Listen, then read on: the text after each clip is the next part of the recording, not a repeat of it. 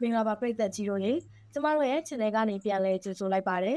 ဒီနေ့မှာတော့ e-sport လောကတည်းမဟုတ်ဘဲနဲ့အရှိတောင်အာရှအားကစားလောကတစ်ခုလုံးမှာပါအတော်လေးခရီးရိုက်သွားတဲ့သတင်းတစ်ခုအကြောင်းကိုပြောပြပေးသွားမှာပါအဲ့ဒါကတော့ထိုင်းနိုင်ငံရဲ့နာမည်ကျော်အမျိုးသမီး e-sport ကစားသမားတဦးကမတမာတဲ့နီလန်ကိုအသုံးပြုခဲ့လို့စီကိန်းပြိုင်ပွဲကနေထုတ်ပယ်ခံလိုက်ရတဲ့အကြောင်းပဲဖြစ်ပါတယ်ရှင်ဒါဟာဘာကြောင့်ဖြစ်ရတာလဲဘလို့မတမာတဲ့နီလန်မျိုးကိုတုံးခဲ့ရလဲဆိုတာကိုအသေးစိတ်ကြည့်ရှုလိုက်ရအောင်ပါငခုံးမတကောင်ကြောင့်တလီလုံးပုတ်ဆိုလိုပါပဲ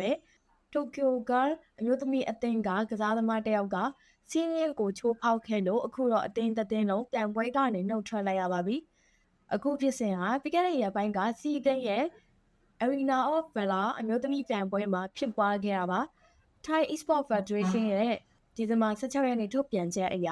ထိုင်းလေရီစီအသင်းကအမျိုးသမီးတဦးဟာပြိုင်ပွဲစီကန်းကိုပြင်းပြင်းထန်ထန်ချိုးဖောက်ခဲ့တယ်လို့ဆိုပါတယ်။အဓိကအကြောင်းရင်းကတော့မတမာတဲ့နီလန်အသုံးပြုမှုပါ။ e-sport မှာမတမာတဲ့နီလန်ဆိုတာကချီဆော့တာမျိုးတပတ်အသင်းရဲ့သတင်းအချက်အလက်ကိုခိုးယူတာမျို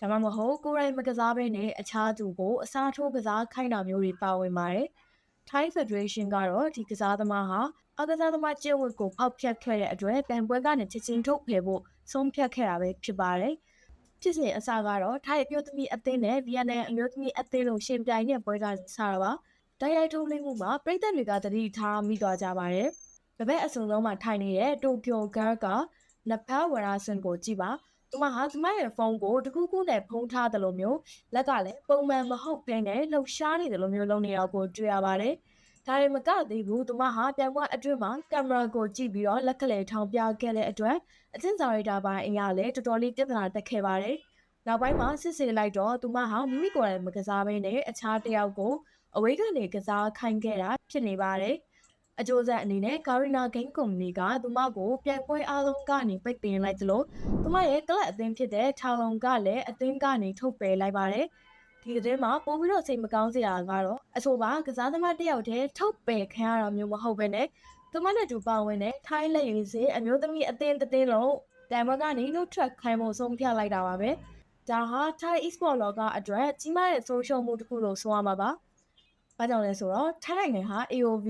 သို့မဟုတ် ROV ဂိမ်းမှာအရှိတောင်အာရှတင်မကကမ္ဘာအဆင့်မှာလာထိတန်းကရက်တည်နေတဲ့နိုင်ငံဖြစ်နေလို့ပါ။ရွှေတစိရဖို့ရေပန်းအစားဆုံးအသင်းကအခုလိုမျိုးကိစ္စရဲ့ကြောင့်ပြိုင်ပွဲကနေနှုတ်ထွက်သွားရတာဟာပြည်သက်တွေအတွက်ရောအားကစားလောကအတွက်ပါတကယ်ကိုအံ့အားသင့်စရာဖြစ်ခဲ့ရပါတယ်။ဒါပြင်အဖွဲ့ချုပ်ဥက္ကဋ္ဌစန်ဒီလိုထောင်ကလည်းအခုလိုပြောကြားခဲ့ပါတယ်။ကျွန်တော် Thai Esport အဖွဲ့ချုပ်ဥက္ကဋ္ဌအနေနဲ့ရောအာရှ Esport အဖွဲ့ချုပ်ဥက္ကဋ္ဌအနေနဲ့ပါကြီးညာချင်ပါတယ်။ကျွန်တော်တို့ဟာအင်ရှင်နိုင်ငံဖြစ်တဲ့အတွက်စီးမြင့်တဲ့အားကစားစိတ်ဓာတ်ကိုအလေးထားရပါမယ်။ဒါကြောင့်စီးကိန်းတန်ပွဲကနေ Thai ROV မျိုးသမီးအသင်းကိုနှုတ်ထွက်ကြောင်းကြီးညာပါတယ်။လာအိုအသင်းနဲ့ကစားနေတဲ့ပွဲကိုလည်းရပ်ဆိုင်းလိုက်ပါပြီ။ဒါဟာတကယ့်ကိုနှမျောစရာကောင်းပါတယ်။တယောက်တည်းကြောင့်အသင်းသားအားလုံးထိခိုက်ကုန်တာပါ။အသင်းကောင်းဆောင်ခိုရာကတော့သူမတို့တွေနေမနာညမနာလေးကျင်းခဲ့ရတာတွေအိမ်မက်တွေအကုန်လုံးပျက်စီးသွားလို့အယောင်ဝယ်နေကြောင်းကိုရေးသားထားပါတယ်။တပတ်မှာလည်းတိုကျိုကနဖက်ဝရာစင်ကတော့လူမှုကွန်ရက်မှာပြန်လည်ချစ်ပထားတာရှိပါတယ်။သူမက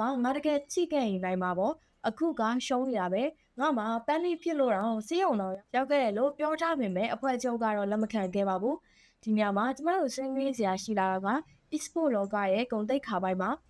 လူတော်များများက e-sport ဆိုတာကဂိမ်းဆိုတာလိုပဲထင်တတ်ကြပေမဲ့တကယ်တမ်းမှာတော့ဒါဟာတကယ်အားကစားတွေလိုပဲစီကံနဲ့ကျင့်ဝတ်တွေကိုအရန်တင်းကျပ်ပါတယ်အခုလို Thai Federation ကမိမိနိုင်ငံသားဖြစ်ပေမဲ့လည်းတပြက်သားအရေးယူလိုက်တာဟာ e-sport ရဲ့စံနှုန်းကိုမြင့်တင်လိုက်တာလည်းဖြစ်ပါတယ်